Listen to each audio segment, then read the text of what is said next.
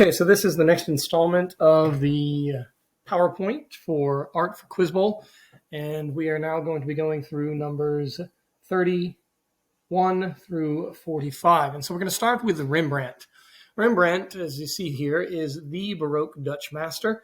He is a master of the self-portrait, of which he had so many done, and you can see here 5 of them over the course of his career. And this is one of, if not in contention for the most asked about painting in Quizbowl as a toss-up answer. It is called The Night Watch, but it has only had that title because of some problems technically with the painting. It made it look a little bit darker, but here you see the typical Baroque style of chiaroscuro, the contrast of shadow and dark, and the official name of it could be the Militia or Shooting Party or Militia Company of Captain Franz Benning Koch. And look at the various details that you have. It is asked about a whole bunch, and it is indeed the Night Watch. I think it's in the Rijksmuseum in Amsterdam, but I could be wrong about that. You also have another one that comes up quite a bit, which is the anatomy lesson of Dr. Tulp, Nicholas Tulp, but you usually only need the anatomy lesson, in which you see some various fellows obviously being instructed by the titular Dr. Tulp there, who is exposing various parts of the cadaver's left arm. With the return of the prodigal son, and we then move on to Vermeer. There are lots more of Rembrandt paintings, but the ones that come up in Quizbowl the most are, of course, the anatomy lesson and the Night Watch. We move on to Jan Vermeer, painter of indoor domestic scenes with women. He has a view of Delft. That is where he was from in what is now, I think, the modern-day Netherlands. You have Girl Reading a Letter, which is interior. It's a girl by herself in a domestic scene. I'm going to see if I can hide this, but I think it's going to goof it up. So let's go back to it. There it is. Hopefully it continues to record.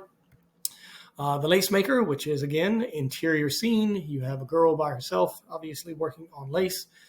A woman holding a balance, again, singular woman, interior scene. And this is the other one that comes up the most with Vermeer, along with View of Delft, and that is Girl with a Pearl Earring, later made into a book by Tracy Chevalier, and then into a movie. Essentially what Chevalier did was to take this painting, about which we know very little or nothing of the girl, and created historical fiction surrounding her being a kind of a domestic worker in the household of Vermeer. But Girl with a Pearl Earring. The concert, now showing obviously more than just one woman. You have 2 women and presumably the back of a man who is perhaps the music instructor. And we move on to Sir Christopher Wren. When the Great Fire of London occurred in 1666, you have Sir Christopher Wren stepping into the void and helping to lead a rebuilding program. However, he is most noted for simply the Cathedral of St. Paul's in London. It had a dome, which was somewhat of a deviation.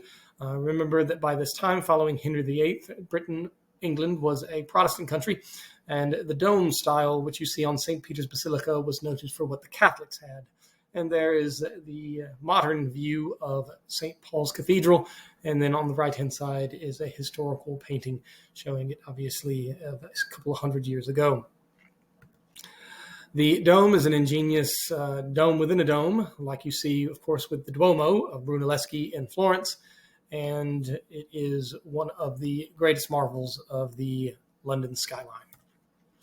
Now we move on from the Baroque into a new period of art known as the Rococo. Rococo art, which is early 18th century, is going to be, as I say it here on the slide, the ultimate in frilly. So this is a Rococo architecture. There are only 2 Rococo artists that you need to know in Quizbowl at this level. That is Jean-Antoine Watteau, so just Watteau, and his Pilgrimage to Cytherea, which you can see here, kind of in that frilly style. And then the other guy that you need to know is Fragonard. So Watteau and Fragonard. The painting, The Swing, on the left-hand side is asked about in Quizbowl quite a bit. in which you can see a woman in the titular object. She is slinging a shoe off of her foot to her left foot. You can see right there, there's a fellow obviously looking up her dress, another fellow controlling it. Often the cherub, the little angel character over here, is asked about. Fragonard also does the bathers, but by far the swing is what he is most noted for and comes up in Quizbowl the most. So now we're going to move into a bunch of English artists, particularly English landscape artists, starting with Joshua Reynolds. And there is his painting of Colonel Tarleton, who played a role in the American Revolution by Reynolds. And then we move on to Gainsborough. There should be more for Reynolds, I suppose, but just QuizDB him or see how often he comes up in a search of the NAQT packets. But Colonel Tarleton. You also have Thomas Gainsborough. Gainsborough comes up quite a bit for his painting Mr. and Mrs. Andrews that you can see there. Presumably a landed aristocrat of England, Mr. Andrews and his wife. And then, of course, Blue Boy, who gets its name, obviously, from the color of the clothes that he is wearing, a young aristocratic fellow. We move on to William Hogarth.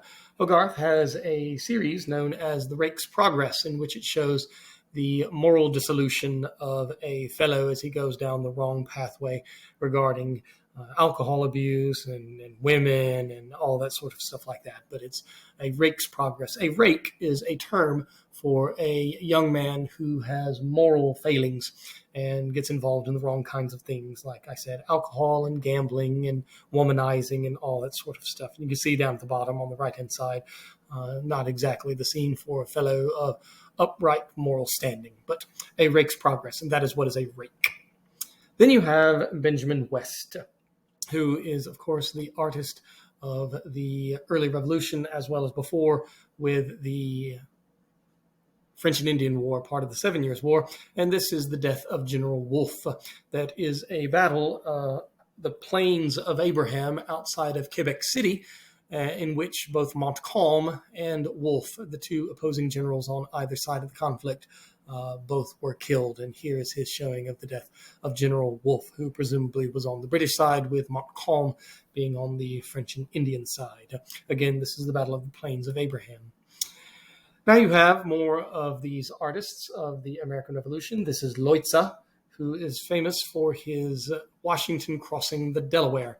And you can see Washington here. They're moving away ice floes as he is crossing the Delaware for his sneak attack.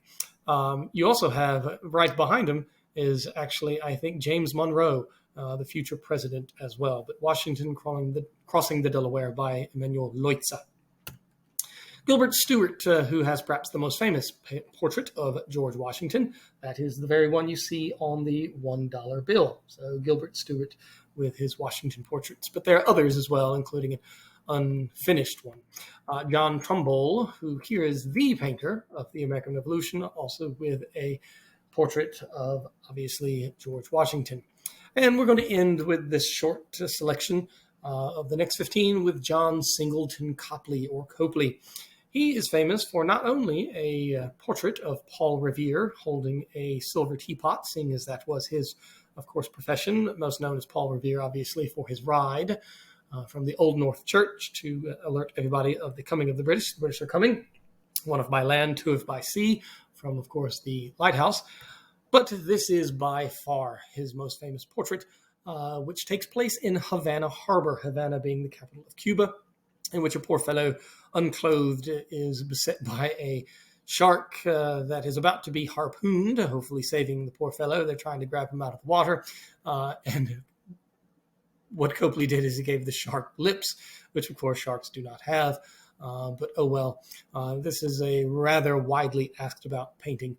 The answer lines could be as varied as, obviously, Havana, as well as others. But nevertheless, Watson and the Shark by Copley, taking place in Havana Harbor. But until the next 15, hopefully you've watched this and helps you study a little bit. Make sure that the art that you encounter in Quizbowl does not go dead. But there it is. Thanks for watching.